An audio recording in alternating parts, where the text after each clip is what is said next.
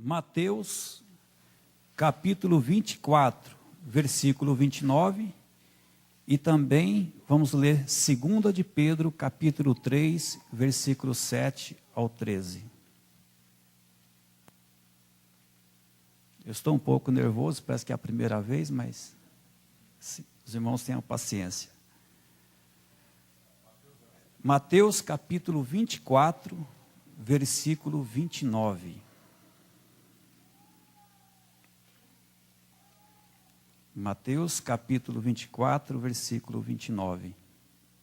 E diz assim: E logo depois da aflição daqueles dias, o sol escurecerá, e a lua não dará a sua luz, e as estrelas cairão do céu, e as potências dos céus serão abaladas. Agora, 2 de Pedro, bem no finalzinho da Bíblia. É Pedro, João, depois Apocalipse. 2 de Pedro, capítulo 3, versículo 7 em diante. Diz assim: Mas os céus e a terra, que agora existem pela mesma palavra, se reservam como tesouro e se guardam para o fogo, até o dia do juízo e da perdição dos homens ímpios. Mas, amados, não ignoreis uma coisa, que um dia para o Senhor é como 1000 anos, e 1000 anos como um dia. O Senhor não retarda a sua promessa, ainda que alguns a tenham por tardia, mas é longânimo para convosco, não querendo que alguns se percam, senão que todos venham a arrepender-se. Mas o dia do Senhor virá como ladrão da noite, no qual os céus passarão com grande estrondo, e os elementos, ardendo, se desfarão, e a terra e as obras que nela há se queimarão. Havendo, pois, de perecer todas estas coisas, que pessoas vos convém ser em santo trato e piedade, aguardando e apressando-vos para a vinda do dia de Deus, em que os céus em fogo se desfarão, e os elementos ardendo se fundirão?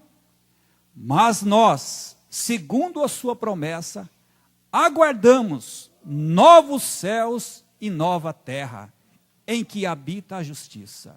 Amém. Senhor Deus, santifica essa palavra, Pai. Nos dê a unção, Senhor Deus, para trazermos, Pai, não o que nós achamos, que nós pensamos, mas possamos trazer a sua palavra, Pai. Pois eu peço no nome do Senhor Jesus Cristo. Amém. Sentai-vos.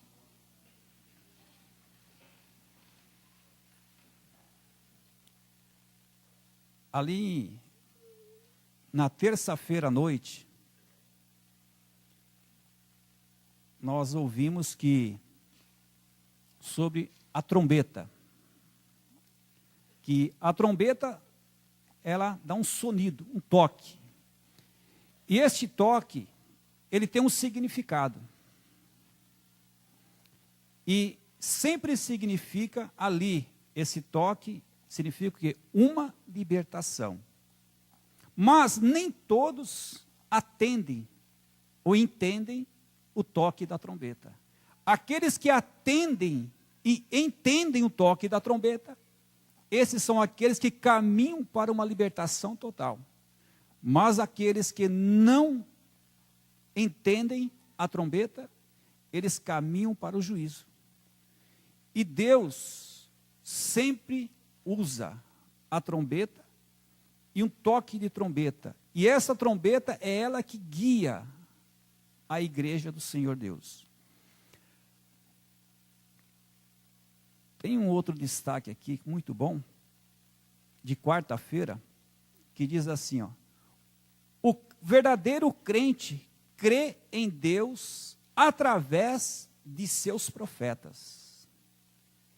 E o pastor Joaquim, se eu não me engano, ele trouxe na meditação sobre uma líder, uma pastora que liderava, se eu não me engano, 40 pastores.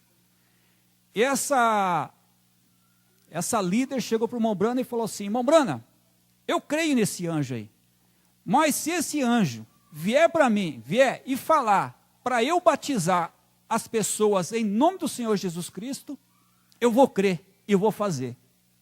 O profeta virou para ele e falou assim: se o anjo repetir o que está na Bíblia, ele era falso. Isso me impactou. Você vê como que um profeta, ele não é enganado. E o povo que segue o ensinamento desse profeta também não é enganado.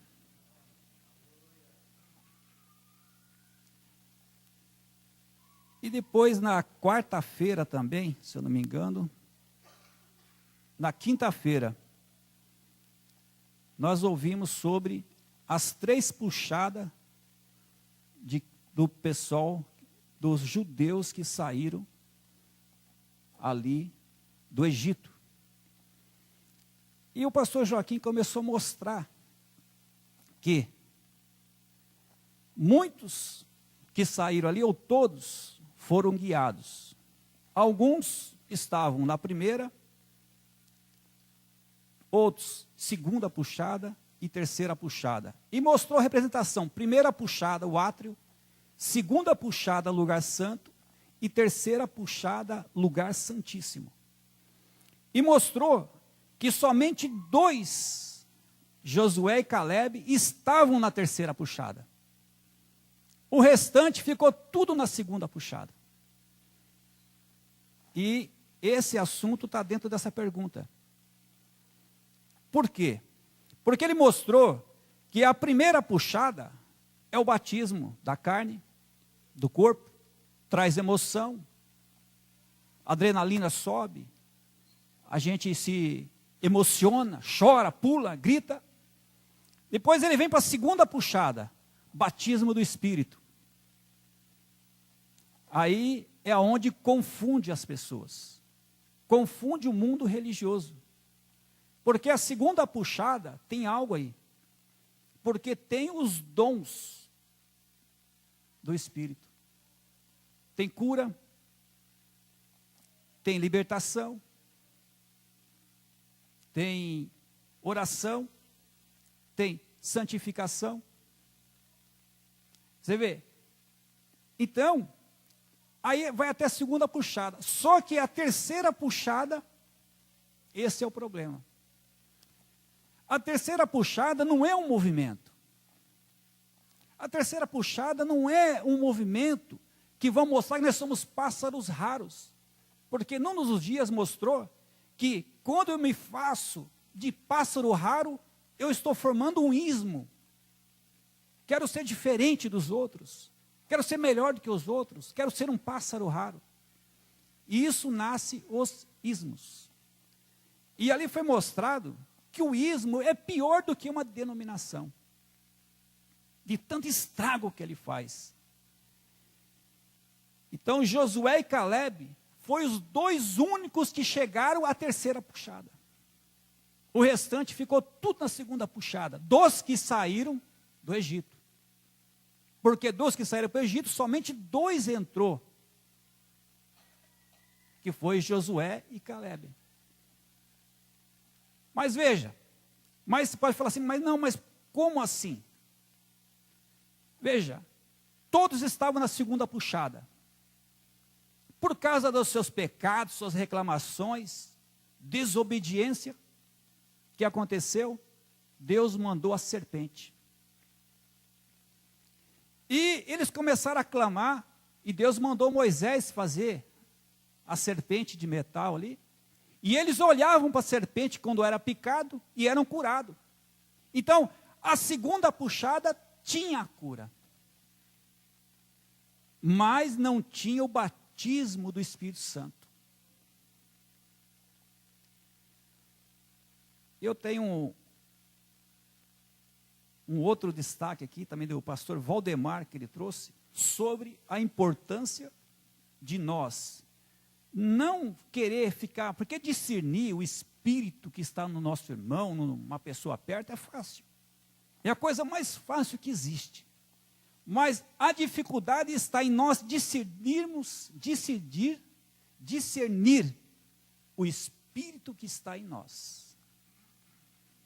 Essa é uma das maiores dificuldades que existe hoje. Eu achei que iam dar o meu destaque aqui, foi que o pastor Adil falou no sábado. É grego, né, pastor Adil, que você falou? É provérbio grego, né? Isso, né? Não sei se é... Eu não consegui escrever igualzinho ele falou, mas eu entendi. Os 3 erros que destroem o cristão. Primeiro, não pratica ou não ensina porque não sabe. Não pergunta. E não pergunta. Não sabe e não pergunta. Segundo, sabe, mas não ensina. O terceiro, sabe, ensina, mas não pratica. Isso foi algo que fechou com chave de ouro. Isso fechou com chave de ouro. Mas isso é só para pastor? Não. É para todos. A mensagem não é só para pastor. A mensagem é para todos nós. Todos nós necessitamos da mensagem para sermos aperfeiçoados.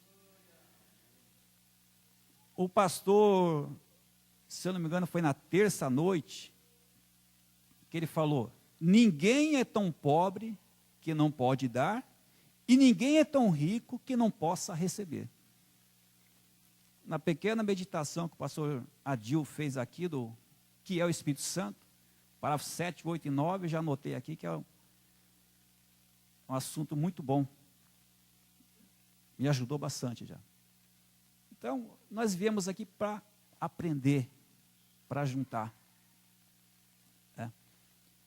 Então, nessa mensagem, perguntas e respostas sobre Gênesis, a partir do parágrafo número 240, que é a pergunta 7, que diz assim: Mateus 24, 29, fala do sol escurecendo, que a lua não dará sua luz, e as estrelas cairão do céu. Isto acontecerá antes ou depois do rapto, ou pouco antes que Jesus venha reinar na terra? A pergunta que fizeram para o irmão Brana. O profeta diz assim: para minha humilde crença, agora, eu não sei, eu penso que ele está falando em Mateus 24 ali. Agora, Jesus falando das estrelas e coisas caindo, eu creio que é pouco antes que o período da tribulação se estabeleça sobre a terra. Agora, eu tive um pensamento realmente engraçado aqui, que muitos de vocês vão discordar comigo nisso. Eu imagino que alguns dos veteranos ouviram ensinamentos que vamos passar por isso. Vejam, eu não creio que a igreja passará pelo período da tribulação. Eu creio que a igreja vai. Olhe, a única maneira que ensino o Novo Testamento é pela sombra do Velho Testamento, exatamente como o Espírito Santo aqui, para o dia de sábado e assim por diante. Tudo lá atrás é sombra. Agora, olhe atrás no Velho Testamento. Quando você vê as pragas caindo, eles estavam no Egito. Não estavam? E Deus estava trazendo o seu povo para fora, para a terra prometida. Está certo? E Israel nunca recebeu uma praga. Aonde o profeta está tirando base, para a igreja não passar pela tribulação. Veja, as pragas, os mosquitos, os gafanhotos, não incomodou ao Israel, somente aos egípcios. Ele continua aqui, ó.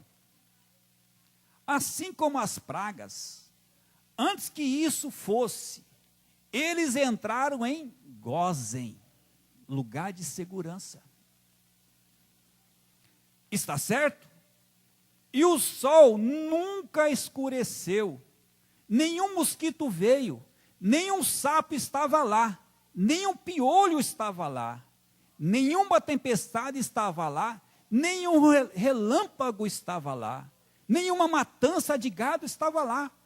E tudo que eles tinham foi preservado em Gósen. Está certo? É um tipo da igreja indo pouco antes do período da tribulação.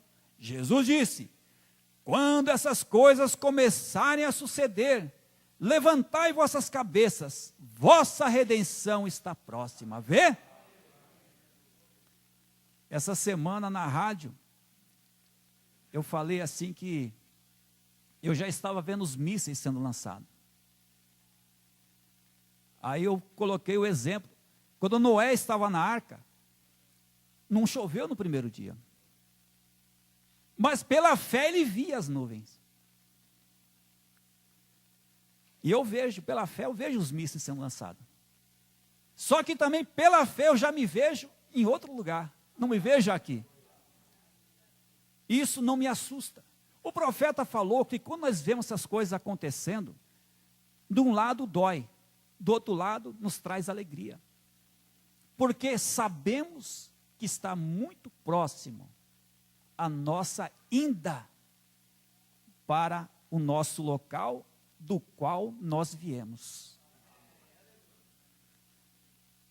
Eu creio que a lua, o sol e as estrelas, e eles disseram que eu seguirei adiante e lerei isso, disse: os homens correrão e se esconderão, e desejarão que as pedras caiam sobre eles, procurarão matar a si mesmo, e não poderão fazê-lo, e tudo mais. Eu creio que isto acontece pouco antes da tribulação. Agora imagine a tribulação. Se antes de começar a tribulação, os homens já vão estar tão temerosos, tão assustados, porque uma pessoa chegar ao ponto de querer tirar a sua vida, ele deve estar num desespero total. Agora, observem, a tribulação vem. Quando a tribulação atinge, a igreja sobe. Agora recordem, apenas uma igreja comum. Uma igreja comum sem o Espírito Santo, ela passa pela tribulação. Somente os eleitos atravessam. Agora, haviam 10 virgens que saíram para encontrar o noivo. Está certo? O que é virgem? Virgem significa puro, santo. Está vendo? O que é uma garota virgem? É uma garota que nunca foi tocada, ela é uma virgem. O que é qualquer coisa que seja pura, como óleo de oliva virgem? Significa que tem sido destilado até que ele esteja em sua virgindade, esteja puro. O que é ouro virgem? É quando todo o refúgio tem atravessado o calor e tudo é fervido. Todo o refúgio. Está certo? Todo o ferro e a pirita e tudo mais tem sido fervido. Está simplesmente em sua virgindade. Agora, havia 10 que foram encontrar o noivo. Jesus assim disse, está certo? 10 foram encontrá-lo. Agora, observem, um ponto muito importante de observar. Se as 10 virgens forem encontrar o noivo, as 10 virgens criam na mesma promessa. As 10 virgens queriam encontrar o noivo. As 10 virgens criam na mesma mensagem e no mesmo chamado. Não era diferente. Não era diferente. Então, elas tinham que a mesma fé, mas não tinha, é algo que foi colocado ali no encontro, que nós queremos entrar nesta parte, sobre o batismo do corpo, batismo do espírito e batismo da alma. Veja, as 10 virgens, podemos falar categoricamente, elas tinham o batismo do corpo, tinha o batismo do espírito, mas 5 delas, ou metade, tinham o batismo do espírito, da alma, e a outra metade não tinha o batismo da alma. Agora, o que é o batismo da alma? O que é o batismo da alma? O profeta diz aqui, ó. Agora, me desculpe, não se afastem da igreja. Não fique assustado. 5 delas eram virgens. 5 eram sábias e tinham o óleo em suas lâmpadas. E as outras 5 eram simplesmente tão puras e santas, mas não tinham nenhum óleo.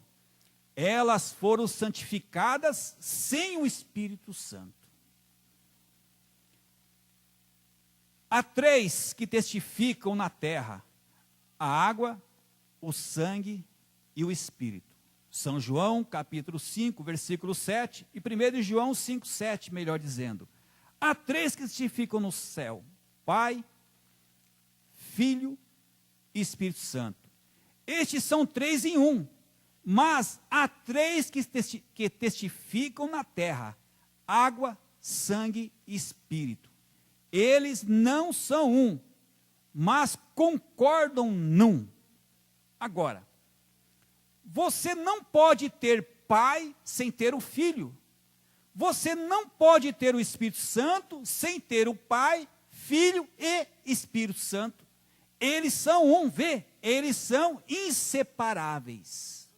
Mas, você pode ser justificado, batismo do Espírito, sem ser santificado. E você pode ser santificado sem ter o Espírito Santo. Ser limpo, viver uma vida pura, ter uma forma de piedade e negar o poder de cura e falar em línguas e grandes dons de Deus, e cada um deles lá dentro. Lá estão suas 5 virgens prudentes, que tinham óleo em suas lâmpadas, fé para o rapto, crendo em todos os sinais, maravilhas e profecias e tudo. E essas 5 cortadas foram da remanescente levadas embora, e o resto delas ainda eram virgens, e não se perderão, mas passarão pelo período da tribulação. E elas disseram: dê-nos um pouquinho do seu azeite, nós queremos o Espírito Santo agora. Agora, estas tinham o Espírito Santo, e essas foram santificadas. Estas foram mais santificadas com o Espírito Santo, crendo em todos os fenômenos e todo o poder de Deus. Tudo que Deus falou aqui, elas tinham, crendo, elas foram levadas embora. Disseram: nós só temos o suficiente para entrarmos. E elas foram embora no rapto. Mas, agora, veja aqui, ó.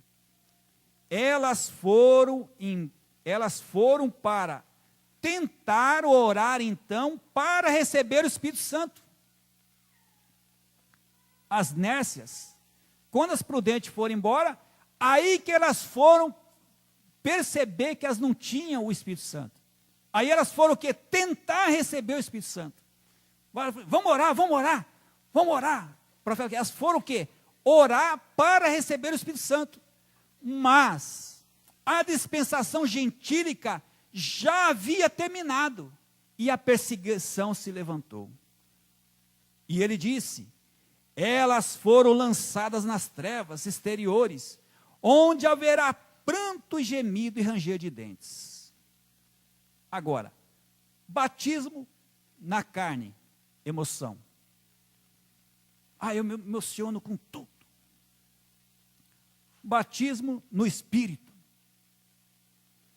Mas eu impus a mão sobre o irmão lá, o irmão foi curado, expulsei demônio, eu fiz isso, fiz aquilo. Senhor, Senhor, não fizemos grandes sinais e maravilhas em seu nome? Apartai-vos de mim. Batismo na alma. O Espírito Santo na alma. Aí é a grande diferença das virgens prudentes e anécias. Batismo na alma. O batismo na alma. Para ter o batismo na alma, para ter o Espírito Santo, temos que ter 3 coisinhas essenciais: ordem, conduta e doutrina. Ordem, conduta e doutrina. Um crente desordenado não receberá o Espírito Santo. Não adianta. Um crente que não tem conduta na igreja, não segue a doutrina, não tem Espírito Santo. Parou na segunda puxada. Parou só no batismo do Espírito. Não recebeu o Espírito Santo. Porque quem tem o Espírito Santo tem o quê? Na mensagem Portas do Coração, o profeta fala que nós temos várias portas. Nosso orgulho é uma porta. O nosso caráter é uma porta. Temos várias portas. E às vezes o ser humano, de repente ele abre a porta do orgulho, mas não abre a porta do caráter. É a mesma coisa. O profeta faz a comparação. Você chama uma pessoa que vai na sua casa, chega lá, você entra, mas você fica só na cozinha. A sala não te pertence. Não, você vai para a sala, mas a cozinha você não pode ir. Veja, você colocou o quê? Só deu um cômodo para ele morar. E muitos de nós, às vezes, só damos um cômodo para o Espírito Santo morar. Mas o profeta fala que quando nós nos rendemos completamente a Ele, completamente à palavra, aí nós temos o batismo do Espírito Santo. Nós temos o batismo na alma. Nós somos ordenados, temos condutas e temos o quê? Doutrina. O pastor trouxe algo no início aqui que sela. O que é uma doutrina? Eu falei que isso aí que eu ouvi, ele completou. Porque parece que é combinado, mas não é. É o mesmo Espírito guiando a igreja. Doutrina, o que é uma doutrina? O pastor Adil trouxe aqui, ó. Doutrina é a forma que crê. Ele leu o parágrafo 7 e 8, que falou sobre discórdia, doutrina e controvérsia. Então, se nós não temos conduta, ordem e doutrina, um exemplo, com uma ordem, o profeta fala muito sobre trabalhos paralelos. Um exemplo que acontece muito, às vezes, ter irmãos, nada contra, eu acho que deve ir, gosta de ir no monte. Mas é hora de culto. Não vou para o culto, não, vou no monte para Deus responder. Você acha que Deus vai lá no monte responder? Se Deus está na plataforma, falando com você, se nós viemos ao culto, toda vez que nós viemos ao culto, nós viemos naquele estado, que é vida ou morte. Senhor, eu estou indo no culto porque é vida ou morte, todo culto é vida ou morte. Aqueles que vêm aqui e recebem, é vida. Se não recebe, é morte. Ah, mas eu vou me trancar, fazer isso, fazer aquilo. Ele cria o quê? Um trabalho paralelo ao pastor. Aí quer dizer, aonde está o Espírito Santo? Está naquele momento dele? Ou será que está no pastor? Ele já criou o quê? Uma desordem. Quando eu preciso de resposta, o profeta fala, ora a Deus e fique quieto para Deus responder. Deixa que Deus responde. Na hora certa a resposta vem. E às vezes por nós não cremos nos dons, a resposta vem e ela se passa. Vai embora. Mas a nossa crença, nossa obediência, tem que estar na completa rendição ao Espírito Santo. É o batismo da alma. Ordem, conduta e doutrina. Ordem, conduta e doutrina. Veja, as virgens nércias, elas criam na promessa. Elas trabalharam para a promessa. Elas foram até lá para receber ao noivo. Mas não conseguiram. E elas foram lançadas nas trevas exteriores, onde haverá pranto e gemido e ranger de dentes. Mas, na segunda ressurreição, elas serão as ovelhas que são separadas dos bodes, mas nunca a noiva, nunca o eleito, é o remanescente da semente da mulher. E quando aquele tempo vier, haverá uma perseguição levantada. Então, o Espírito Santo cairá, e metodista, batistas, e todos falarão em línguas, louvarão a Deus, e curarão os enfermos, e profetizarão, e todos os sinais e maravilhas estarão vindo. O eleito subirá, e a remanescente será deixada aqui, para atravessar o período da tribulação. E no fim dos tempos, quando eles virem o que aconteceu, eles terão que ir sob o martírio. Então, olhe, você diz, bem agora, irmão Brana, você quer me dizer que haverá, aquele povo vai estar lá no julgamento, no trono branco? Eles estarão. A noiva nunca será julgada. Não, Senhor, ela está em Cristo. Como você entra em Cristo, por um Espírito somos todos batizados em um só corpo. Está certo? Agora olhe aqui na Bíblia. A Bíblia diz, o julgamento foi estabelecido e os livros foram abertos. Está certo? Livro de pecadores. E outro livro foi aberto, o qual é o livro da vida. E todo homem foi julgado assim. Está certo? E quem estava julgando? Jesus e os santos. Ele disse, ele veio e serviu ao ancião de Deus, cujo cabelo é como lã. E disse, milhões e milhões e milhares de milhares vêm com ele e servem no julgamento. Aqui Jesus retorna como rei e rainha. As bodas acabaram. E ele está casado. Vê que maravilha, no trono não é mais noiva. No julgamento não é mais noiva. Já está casado já. Aqui estão o rei e a rainha de pé. E lá está aquele grupo santificado.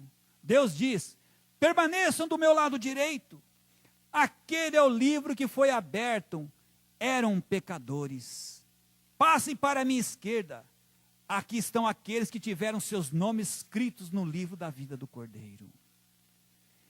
Ele lhes deu poder contra espíritos imundos. E eles sairão, e eles expulsarão demônios, está certo? E eles curarão os enfermos, está certo?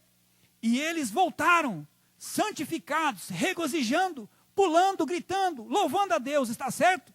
E disseram, até mesmo os demônios estão sujeitos a nós. Aqui ele está mostrando o quê? Batismo no Espírito. Falando sobre Judas. Mas não tinha batismo na alma. Não tinha redenção completa. E Jesus disse, não se regozijem, porque os demônios se vos sujeitam, mas regozijem por seus nomes estar escritos no livro dos céus. Olhe, e Jesus disse, acautelai-vos. Mateus 9:24 novamente. Os dois espíritos serão tão parecidos que enganariam o próprio eleito, se fosse possível, mas não é. Onde aquele molde está colocado, irmão, é melhor crer nos antiquados pregadores do Espírito Santo ao redor aqui e se acertar com Deus do que ficar para a tribulação. Deus abençoe a todos. Pastora Dilma.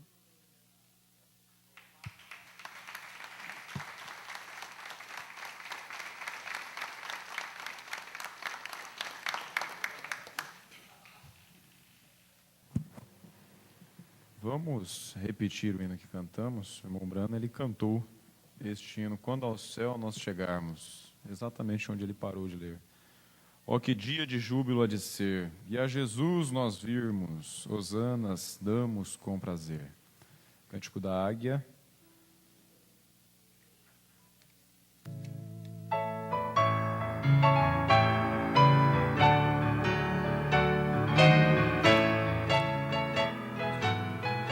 Noventa e sete, Cântico da Águia.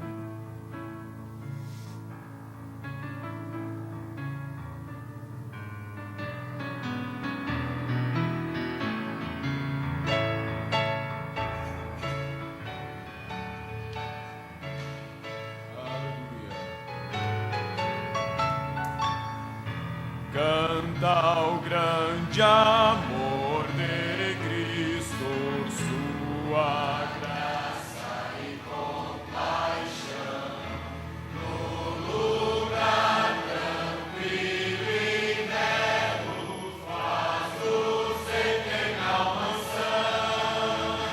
Quando ao céu nós chegarmos, ó que dia de júbilo há de ser, a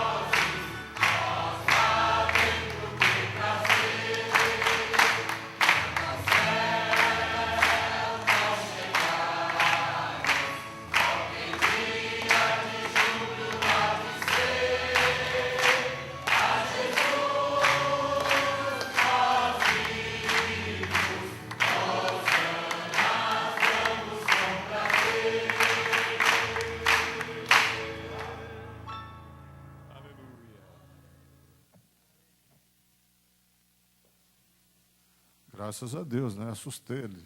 Pensei que ele ia até às 8. Pronto, amém. Glória a Deus, Deus abençoe. Final, né? Mas deu tempo, então, né? Essa questão da alma é muito interessante. Foi em 1959, no dia 16 de dezembro de 59,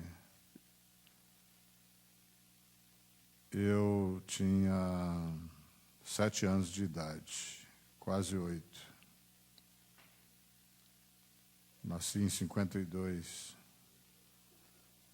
Foi quando o profeta pregou que é o Espírito Santo. Só para esse destaque da alma que ele falou, né? Batismo do Espírito Santo, com o Espírito Santo, na alma. Não é simplesmente no corpo, no espírito, a emoção, nada disso, né? É um batismo que te leva a descansar 100% na palavra. É um batismo que traz para dentro de você a eternidade. Então ele disse naquele dia 16 de dezembro de 59, esta reunião deve ser um pouco diferente das que geralmente temos aqui. Quando nos reunimos aqui, na maioria das vezes, é uma reunião de cura do enfermo e por uma necessidade física. A ênfase é colocada sobre aquilo. Mas nesta noite, estamos começando este reavivamento para a cura da alma. O espírito do homem. Porque a alma é a natureza do espírito, né? Ele disse, sem dúvida, no domingo pela manhã, o Senhor permitindo, na escola dominical, de manhã, teremos oração pelos enfermos e uma linha geral de cura, domingo de manhã, o Senhor permitindo. E nas noites, durante a semana, estaremos em grande maneira obrigados a falar das coisas eternas para a alma. Agora, sabemos que quando um corpo é curado, todos nós nos sentimos felizes por isto. Principalmente quem é curado, né? Não tem mais aquela agonia, aquela aflição, aquelas dores, febres, mal-estar de todo tipo. Sem dúvida, nós nos sentimos felizes, porque isso mostra definitivamente que nosso Deus cura aos enfermos.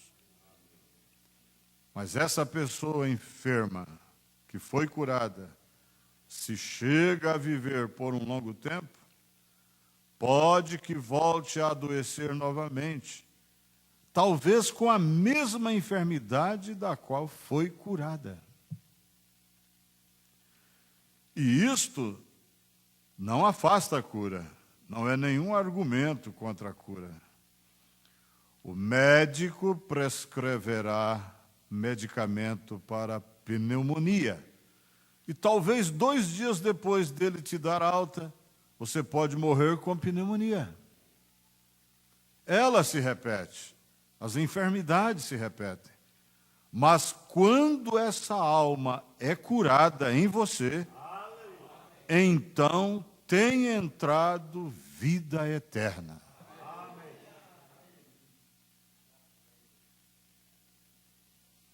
A alma curada não volta a adoecer. O corpo curado volta a adoecer. Porque as enfermidades se repetem. Porque nós nascemos em pecado. Esse corpo é perecível, corruptível. Eu creio que estamos tão próximos da vinda do Senhor Jesus que corresponde a todos nós fazer o que possivelmente pudermos para trazer cada alma ao reino e trazer o reino ao povo, de tal maneira que possamos ser curados em nosso espírito, ou seja, em nossa alma. Creio que o corpo de Jesus é o corpo mais enfermo que eu conheço, isto é, o corpo espiritual de Cristo na terra é muito enfermo.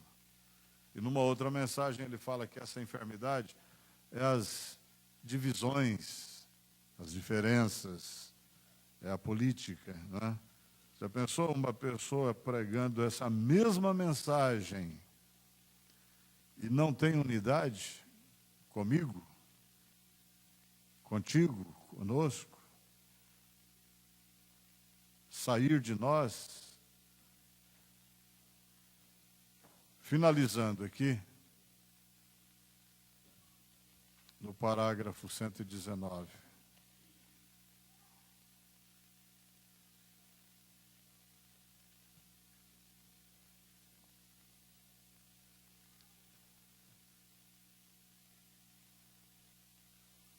Oh, esta é a forma. Há poder na unidade. A unidade tem poder.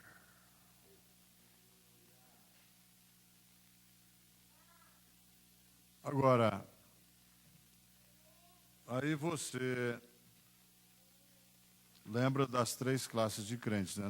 Não tem como o verdadeiro ter unidade com o manufaturado e com o incrédulo. O verdadeiro só terá e só tem unidade com um outro verdadeiro. Aves da mesma plumagem voam juntas. Amém? Eu creio que Deus não vai permitir nenhum verdadeiro cristão fora dessa unidade. Então se dará o arrebatamento. Porque o corpo mais enfermo é o corpo espiritual de Cristo na terra, ou seja, é a igreja. Por coisinha, a pessoa se separa da outra, a pessoa não quer mais conversar com a outra, a pessoa não quer, no dia da ceia, lavar os pés daquela irmã ou daquele... A irmã daquela irmã e o irmão não quer lavar os pés daquele irmão. Coisinhas insignificantes, né? Isso não pode acontecer com um verdadeiro cristão. Ele tem discernimento suficiente acerca do corpo de Cristo. E aqui mesmo nessa mensagem, o que é o corpo de Cristo? É um espírito. É o espírito que a pessoa tem, né? Não significa que o corpo de Cristo nessa noite somos todos nós aqui, oxalá fôssemos. Mas o corpo de Cristo é um espírito. Qual espírito? Seria o espírito de discórdia, discrepância, controvérsia? Não. O espírito é o espírito de harmonia, de acordo, de amor divino. Esse é o corpo de Cristo. Então, nesta unidade, há poder. Há poder nesse tipo de unidade.